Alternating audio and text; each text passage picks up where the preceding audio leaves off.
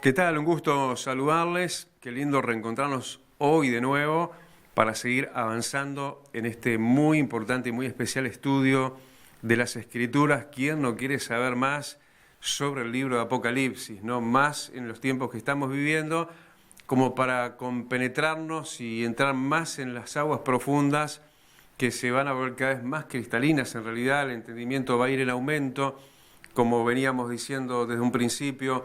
Esto Dios lo reveló y se lo reveló a un apóstol como es el apóstol Juan, y como tenemos que ser y somos vos y yo seguramente enamorados de Jesús. Cuando tenés amor por Dios, las cosas no te van a quedar veladas, se te van a revelar. Así que qué bueno que estás de ese lado, qué bueno que también estés difundiendo este material, sí, porque la gente necesita saber, porque bueno, bienaventurados, felices los que oyen las palabras de este libro, sin añadirle y sin quitarle. Por eso habrás notado, y venimos una vez más, sí, para continuar con este estudio, que lo hacemos en forma literal. Acá no estamos en los supuestos y en las cosas muy complicadas, sino yendo de la mano de un libro revelado en realidad, hasta donde el Señor nos quiere dar a conocer, ¿sí? Las cosas que estarán para descubrirse, las descubriremos seguramente en el tiempo, pero hay tanta cosa muy suficientemente clara y diáfana como para que no quedemos del lado oscuro de todo esto o dejándonos llevar por versiones. Simplemente hay una versión, hay una sola verdad y contra la cual nada se puede hacer, porque es la verdad eterna. El cielo y la tierra va a pasar, pero la palabra, la verdad de Dios permanece para siempre. Y bueno, hoy nos toca entrar ya en otro capítulo, en el capítulo 4, y en otro capítulo inclusive en todo el sentido de la palabra, porque nos tomamos un buen tiempo, porque llevó un buen tiempo también para también tomar de lo bueno de todo esto, que siempre hay y mucho en las Escrituras, cuando estuvimos hablando de las 7 iglesias. Las 7 iglesias, que son 7 períodos, eso está muy recontra ya hablado, mencionado. Ojalá que eso haya quedado con un rédito importante dentro de tu corazón también. Siempre tenés la oportunidad de repasar estos materiales porque están ahí, están en YouTube, en el canal de la Iglesia Vida Abundante Uruguay, para que entonces puedas revisar el material cuando quieras. Pero ahora vamos a un capítulo nuevo, a un capítulo 4, pero que es un capítulo nuevo realmente en todo el sentido de la palabra. Y como decíamos, la Escritura es literal, es una obra literaria de Dios, es así tal cual dice y escrito está. Así como le dijo Jesús al mismo Satanás cuando venía queriendo malversar las Escrituras, cuando la tentación de Jesucristo en el desierto, en los 40 días y 40 noches de ayuno. Pero la verdad es única y está tan clara y diáfana como la vamos a estar viendo ahora. Entonces, capítulo 4 del libro de Apocalipsis. Y decíamos, terminado el periodo anterior, que ya dijimos, se declara como el periodo de la Iglesia de Jesucristo aquí en el mundo. Después de esto, literalmente dice el versículo 1, capítulo 4, después de esto miré y aquí una puerta abierta en el cielo, y la primera voz que oí como de trompeta, hablando conmigo, dijo: sube acá y yo te mostraré las cosas que sucederán después de estas. Acá claro que está pasando lo que estaba pasando, ¿no? Estaba pasando la revelación de Jesucristo y de los tiempos que se le estaba dando al apóstol. Pero todo esto conlleva un claro mensaje que ya lo estamos discriminando, lo estamos encontrando, lo estamos discerniendo, cuando ya veníamos diciendo que lo anterior era, sí, lo que ya se dijo, el tiempo de la Iglesia de Jesucristo aquí en la tierra. Ya vimos también claramente que en los tiempos finales, en el tiempo de la aparición y la existencia de la Iglesia aprobada de Filadelfia, ahí se menciona el rapto, capítulo 3 y versículo 10, justamente antes de la gran tribulación, y terminado entonces el período de la Iglesia de Jesucristo en la tierra, justamente literalmente, dice después de esto. ¿Y qué quiere decir después de esto? Después de esto. ¿Qué es esto? Después que se habla de las 7 iglesias que se habla todo lo que se mencionó, los 7 períodos, todo esto, después del período de tiempo, ¿sí?, de la iglesia en la tierra, después de esto, que, parafraseando, encontrando lo que está diciendo obra y literalmente la palabra de Dios, los cielos se abrieron. Y le dijo la voz primera que había oído el apóstol Juan, la voz de Jesucristo, la voz tronante, la voz de poder, de autoridad, como torrente de muchas aguas, ¿sí? Le dijo esa primera voz que había oído ya, voz como de trompeta, ¿sí?, que es tipo del rapto de la iglesia, le dijo, sube acá, y te mostraré las cosas que han de suceder después de estas. Ahí la cronología queda más que clara, ¿no? Después, ¿sí?, de estas cosas, ya lo explicamos eso, lo encabezado del versículo 1, término y final de los períodos de la iglesia en la tierra. Después de eso, el rapto de la iglesia. La voz de Jesucristo como de trompeta, en el rapto, que eso es justamente lo que dice en Primera de Tesalonicenses, en el capítulo 4, conocidísimo pasaje, versículo 16, dice, porque el Señor mismo, la voz que oía al principio, con voz de mando, dice, con voz de arcángel y con trompeta de Dios, descenderá del cielo y seremos arrebatados.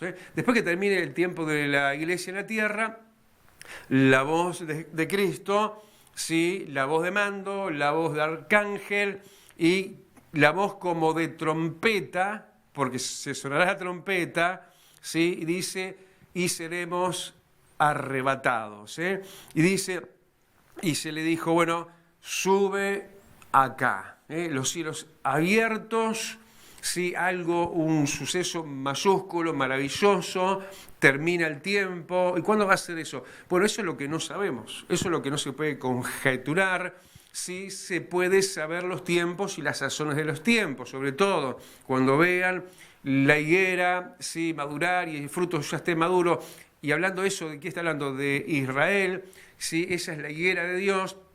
Cuando veamos que su fruto ya está maduro, erguíos, levantad vuestras cabezas, porque los cielos se van a abrir, ¿sí? Y dice que al instante, versículo 2, al instante yo, dice el apóstol Juan, estaba en el Espíritu, al instante. ¿Cómo va a ser el rapto? Ya dijimos, ¿no? Va a terminar el tiempo que tiene que terminar y cuando llegue ese momento puntual, los cielos se van a abrir y el Señor mismo, con voz de trompeta, también Primera de Tesalonicenses y otros respaldos hay que los vamos a ir alcanzándoselos a lo largo de este estudio, la voz del Señor como de trompeta, convocando, haciéndolo subir, y dice, y al instante, dice, yo estaba en una nueva realidad, como que nos dijera el apóstol, yo estaba en el Espíritu al instante, ¿no? Y bueno, tipo del rapto de la iglesia, no solamente hechos concretos, hechos literarios que sucedieron, pero con el simbolismo obvio, ¿sí?, con la cronología demostrada de lo que pasó y de lo que empieza a pasar ahora, ¿sí?, que es tipo del rapto, y dice en 1 Corintios, ahora nos vamos a capítulo 15, y versículo 52, en eso que había dicho y hemos leído, ¿no?, al instante, ¿no?, en un abrir y cerrar de ojos, dice 1 Corintios, dice, en un momento, en un abrir y cerrar de ojos, a la final trompeta, porque se tocará trompeta, los muertos serán resucitados y nosotros transformados. ¿Qué le pasó al apóstol? Dijo, al instante yo estaba en el Espíritu, así, al instante, en un momento. Sí, no va a haber tiempo para nada, ni para darnos cuenta que ya fuimos, como dice acá, transformados. En un abrir y cerrar de ojos. Siempre me ha hecho pensar eso, ¿no? Porque no dice al revés, pero lo dice como lo tiene que decir. Un abrir y cerrar de ojos. Creo que ese abrir de ojos es porque va a haber ese momento de rapto que se nos van a abrir los ojos espirituales. Vamos a ver, ¿sí?, al que no vimos, ¿sí?, al que siempre en él creímos, nuestros ojos lo van a ver, nuestros ojos se van a abrir y se van a cerrar también a la vez y para siempre, para no ver nunca más el mundo que dejamos hacia atrás.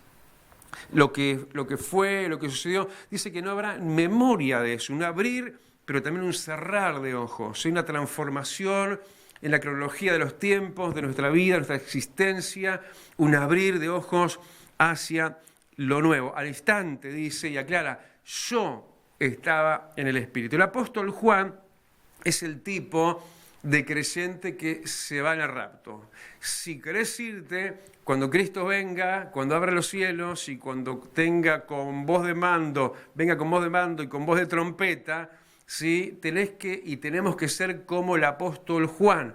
En realidad, ya veníamos hablando de las características del apóstol Juan para decir, bueno, somos como él, y hablamos de la llanura, de lo llano de él, en cuanto a los aspectos humanos claros y contemporáneos y sencillos también, que nos podemos acercar a esa surrealidad, y muchos se identifican y se habrán identificado cuando hablamos justamente de las características primeras que se habló del apóstol Juan, cuando dijimos para él fue la revelación, cuando él dijo, yo, vuestro hermano, sí, copartícipe con ustedes de las tribulaciones, y él explicaba y decía, y yo estaba en la isla de Patmos, y bueno, eso hablando de la deportación, del descrédito, del ser desechados y destratados y maltratados, todo eso que le tocó vivir al apóstol Juan también, ¿sí? Yo, vuestro hermano, pero un hombre, ya dijimos también, ¿qué características tenemos que tener entonces para irnos en el rapto de la iglesia? Tenemos que ser como el apóstol Juan, tenemos que ser gente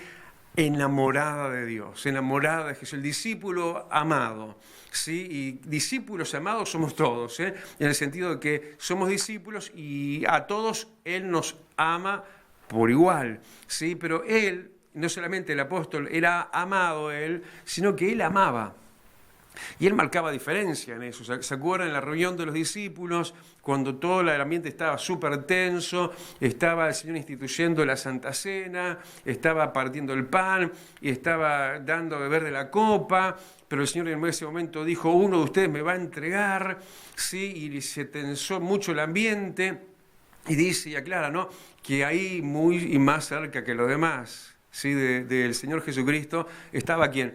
El apóstol Juan, con su cabeza recostada cerca del pecho del maestro. Y el gran apóstol Pedro le hace señas al apóstol que estaba más cerca de Jesús para que le preguntara a ver quién era, porque entró el arma en todos, a ver quién había de entregarlo al Señor, ¿no? ¿Y quién es el que estaba más cerca?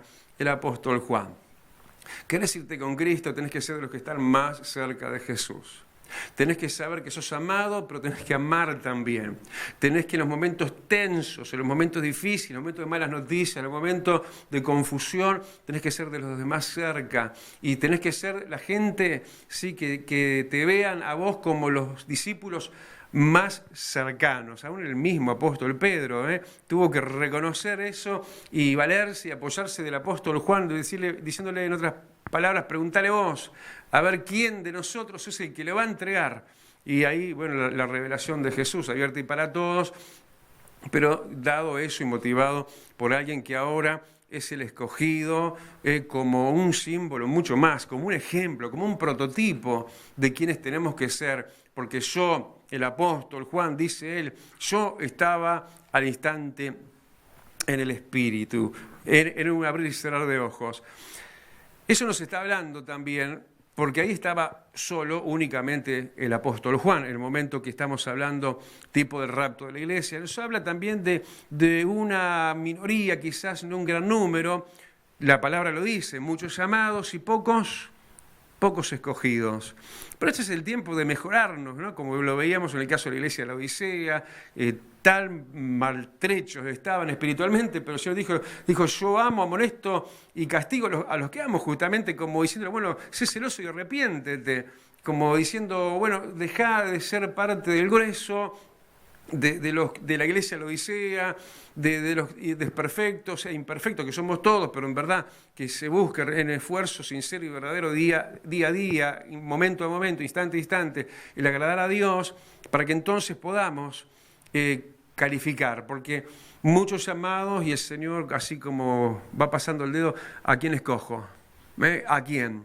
Bueno, los que son, ya dijimos, sin mancha y sin arruga, como las 5 vírgenes prudentes también, las que no solamente tienen la lámpara, no solamente son vírgenes, santificados, sin mancha y sin pecado por la fe que es en Jesucristo, pero tenés que tener aceite. No puedes estar vacío de unción, no puedes estar sin poder del Espíritu Santo, porque si no te vas a quedar, porque de hecho, dentro de las características primeras que vimos del apóstol Juan, al principio del libro del Apocalipsis, que él estaba en el día del Señor y estaba en el Espíritu, dice. Aunque estaba lleno de problemas, estaba lleno de Dios, lleno del Espíritu Santo, y ahora no se le viene algo que él no conocía y en lo cual él ya no andaba. Pues cuando vino el momento de tipo del rapto, al instante dice, yo estaba en el Espíritu. Y ya había estado en el Espíritu, claro, pero era totalmente diferente, ¿no? Más todavía, pero ya venía en eso. Es decir, los que se van, los que nos vamos, los que nos queremos ir, ya tenemos que tener las arras del Espíritu Santo, ya tenemos que estar de antemano en esas experiencias celestiales, ya como de ensayos, ¿no? Y de hecho, lo que se viene acá en este capítulo 4, que lo primero que se va a dar tras la revelación del Padre, en la medida que se le deja ver, y del trono de Dios, lo que se va a notar acá es un cultazo de alabanza y de adoración. Lo primerísimo que vamos a tener cuando lleguemos al cielo, sí, primero vamos a ver y vamos a ver así anodados de quién es Dios y de su trono, de su entorno inmediato a su trono, pero vamos a estallar en lo primero que va a haber en el cielo. Si te habías preguntado qué es lo primero que voy a hacer, aparte de lo que ya te dije, mirar y admirar, vas a adorar. Lo primero que va a haber es un cultazo, diríamos así, de alabanza y adoración celestial. Pero nos estamos adelantando, porque en realidad ya vamos a eso, pero ahí está justamente el detalle de lo que veníamos diciendo cuando al instante, un abrir y cerrar de ojos, tipo del rapto, ya lo dijimos, versículo 2, el apóstol dijo yo, no otro, yo, como diciendo, yo soy la característica, yo soy la manera, el símbolo del creyente que se va con Cristo. Yo estaba en el Espíritu y aquí, ¿qué es lo primero que se va a ver cuando lleguemos al cielo? Lo que vio el apóstol, dice, he aquí un trono establecido en el cielo y en el trono uno sentado. Impresionante, ¿no? Nos llevan así, en primerísima clase y en abrir y cerrar de ojos y no vas a entrar así, wow, qué tremendas murallas, qué puertas de perlas preciosas, qué calle de oro y mar de cristal. No, vas derecho a quien más nos importa. Y el que es más importante, más que todo lo glorioso que hay arriba, es derecho a Dios mismo. Y él de repente ya se encontró de una, ahí adentro, de la Nueva Jerusalén, de la parte más adentro, que es en el templo de Dios, en la presencia misma de Dios, wow, y delante del trono, ¿no? Y un trono que justamente lo vio, como dice el versículo 2, establecido, ¿no? Como firme, un trono eterno, un trono, sí, sempiterno, por los siglos de los siglos, un trono establecido en el cielo, por encima de todo y de todos, quiere decir eso. Y dice, y uno sentado. ¿Ves? Ahí aparece entonces la singularidad dentro de la pluralidad de Dios, ¿no? Porque ese uno, oye, Israel, tu Dios uno es. Pero también la revelación aumentada, sabemos que Dios es trinitario, Padre, Hijo y Espíritu Santo, y esos tres son uno. Eso lo dice la epístola de San Juan. Justamente el apóstol Juan, revelaciones primarias, previas, de antemano, ya él sabía, ya lo sabemos también nosotros, pero uno es Dios. ¿Cuánto estaba en el trono? Uno. El trono es solo de Dios, y para él sea la gloria por los siglos de los siglos. Y el aspecto del que estaba sentado en el trono, y ahí empieza a describir el aspecto, nada más, el aspecto de Dios, el Dios, ese único Dios verdadero. Fíjate que primero se le deja ver el trono y wow, el trono. Inmediatamente, hay uno sentado ahí. Y ya la mirada sale del trono y ya ahora se va la persona de Dios. Es que lo más importante no es lo de Dios, es Dios. ¿Te acordás cuando Jesús dijo, ustedes están por lo mío, ustedes vienen acá por los panes y los peces? Y casi que los sacó corriendo como que diciendo, no, ustedes tienen que estar acá por mí. Y cuando lleguemos al cielo, esa va a ser nuestro imán de atracción. No va a ser, wow, sí, todo tremendo, debe ser ahí arriba. Pero lo mayor de ahí arriba es Dios. Es por lo que vamos, es por lo que seremos llevados, es lo que va a extasiarnos, es lo que nos va a dejar así en éxtasis de admiración eterna. Y ahí empieza justamente la descripción de Dios, el aspecto del que estaba sentado, atención, dice, era semejantes. Estas son semejanzas. Sí, porque no hay cómo describirlo. Es imposible describirlo a alguien tan glorioso como es Dios, describirlo menos con palabras humanas. Y todo lo que nosotros nos podemos imaginar es totalmente inaudito, no da para nada, porque además se está hablando de cosas celestiales y de elementos celestiales. Cuando se dice, bueno, por ejemplo, dice su aspecto era semejante a piedra de jaspe y de cornalina. Bueno, capaz que sepamos o no medianamente cuál es y cómo es la piedra de jaspe y la cornalina terrenal, pero cómo será la celestial, ¿no? Pero ni siquiera está diciendo que Él es eso, Él es semejante a eso. ¿Y qué está diciendo otra palabra? Él es precioso, es como una piedra preciosa. ¿Y qué es lo primero que dice? Es piedra, es fuerte, es roca eterna, pero es una piedra preciosa, es algo refulgente, es algo lleno de colores, porque las piedras preciosas tienen eso, tienen brillantez, tienen colorido, hay una variabilidad impresionante. Bueno, es semejante a piedra de jaspe y cornalina, ahí como tratando de conjugar cosas, a ver si Él puede traernos algo de entendimiento en base a lo que Él podía entender, porque Él está frente a lo que Él no conocía todavía. Él venía, ¿no?, en ese escalar de lo que era conocimiento de Jesucristo. Ya lo dijimos al principio, que ya conocía a Jesucristo el terrenal. Cuando lo vio a Jesucristo glorificado, wow, cayó rendido. Ahora se le lleva al cielo, ya no le caben las palabras para describir. Así como el apóstol Pablo, ¿no?, cuando dice que Él fue llevado, fue arrebatado, no sabe si en el cuerpo, fuera del cuerpo, al paraíso, nada más en el caso de Él. Y Él oyó, dice, cosas que no es al hombre repetir ni decir. O sea, Él oyó nada más. Acá hablamos de alguien que está oyendo, pero además está viendo. Y dice justamente, buscando cómo representar lo que estaba viendo, era semejante, el que estaba sentado en el trono, semejante a piedra de jaspe y cornalina. Dice, y veamos esto, había alrededor del trono un arco iris, ¿sí?, semejante en aspecto a la esmeralda. Estaba el arco iris ahí, justamente hablando de que Dios es un Dios de pacto. El arco iris nos recuerda, nos representa el pacto que hizo justamente en el diluvio con Noé, con la humanidad toda, ¿no?, de que no habría de perecer la humanidad ya nunca más por un diluvio. Claro, se dolió tanto Dios de aquello que puso y plantó ese pacto visible, ¿no?, dejándose ver hasta los días de hoy, pero revelándonos, y luego vino más que el pacto de Noé, vino el pacto de la sangre de Cristo, ¿no?, y demostrando eso, que Dios es un Dios de pacto. Y ahí inmediatamente ve el trono, sobre todo al que está sentado en el trono, y mira alrededor y como dijera, oh, no está solo. Él se acerca a sí mismo, a los suyos, porque dice que alrededor del trono habían 24 ancianos. Hay quienes conjeturan, y puede ser algo por el estilo, como que esos 24 ancianos puedan ser los 12 patriarcas de Israel y los 2 apóstoles. Bueno, puede ser.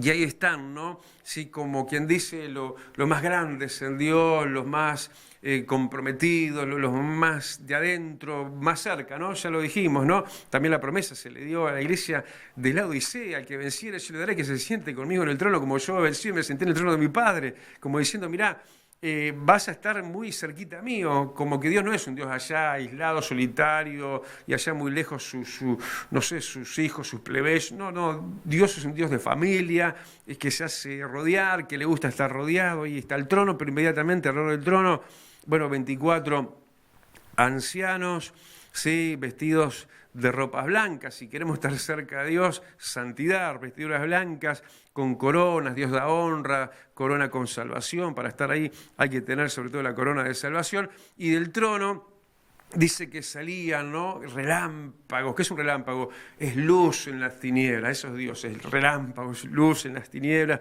Salían truenos, ¿no? Estremece la presencia de Dios. Claro que sí, eso te sacude hasta los tuétanos, hasta el alma, la grandeza de Dios. Del trono salían entonces, también dice truenos, pero también dice salían voces, la palabra de Dios, la voz de Dios. Sí, Él está siempre dispuesto, como bueno, en este momento nos está hablando, y esta es su palabra, pero también dice que delante del trono, ¿no? Está hablando alrededor del trono, que también habló que salía del trono, y ahora dice, delante del trono, versículo 5, ardían 7 lámparas de fuego, escuchen bien, las cuales son los 7 espíritus de Dios. Cuidado, ¿no? Acá no estamos en una doctrina extraña, no los 7 espíritus de Dios, claro. Entendamos bien, ¿no? Ya lo dijimos, Dios Padre, Dios Hijo y Dios Espíritu Santo, ¿no? Pero también algo que se reservó para este momento, esto que está hablando, las 7 lámparas, ¿se acuerdan? Lo habíamos visto, Apocalipsis capítulo 1 y versículo 20, lo puedes revisar vos mismo, que ahí delante del Jesucristo aparecido y revelado, adelante de él habían 7 candelabros, 7 lámparas. Y ahí se explica, son las 7 iglesias. Entonces, no es que Dios tenga 7 espíritus. Ahí lo que se habló, y ahora se revela, se completa la revelación, las 7 iglesias son como 7 espíritus de Dios. Hay como 7 tipos de iglesias, 7 espíritus de iglesia siendo el mismo Dios. Es decir, es imposible pretender que todas las iglesias vamos a ser iguales. Gracias a Dios que no. Cada iglesia tiene su característica, tiene su perfil, tiene su espíritu de parte de Dios. Nosotros tenemos nuestras características como iglesia de vida abundante. Sí, una vuelta en la reunión de líderes yo le dije, ¿ustedes cómo nos definen a ustedes mismos a nosotros como iglesia? Y empezaron a alargar cosas muy lindas en cuanto a quiénes somos, qué características, qué rasgos espirituales Dios nos dio. Sí, hay 7 rasgos, 7 espíritus, 7 tipos de iglesias diferentes sobre la tierra, pero son de un único y verdadero Dios. Y yo los miro a ustedes, miro para abajo. ¿Qué miro para abajo? El tiempo que se nos va terminando, porque no queremos excedernos, pero sí queremos animarnos y bueno, vamos entrando a lo que deseamos y bueno, no nos vamos más rápido de lo que podemos, porque tampoco se trata de correr, pero estos primeros capítulos son tremendos, ¿no? Lo que ya se habló y esto que viene ahora, después que termine el capítulo 4, se va a estar hablando del capítulo 5, ¿no? Que se habla, ahí va a aparecer la iglesia, clarísima. Y en el capítulo 6, recién ahí, sí, también cronológicamente, va a aparecer el anticristo en la tierra, recién el capítulo 6, pero antes, capítulo 5, sí. Y bueno, el capítulo 4 ya lo vimos, ya comenzó ahí a verse el rapto de la iglesia, pero ¿para qué adelantarte mucho? Pero sí lo suficiente para engancharte y decirte, te esperamos la próxima, porque hay más Apocalipsis. Dios te bendiga mucho.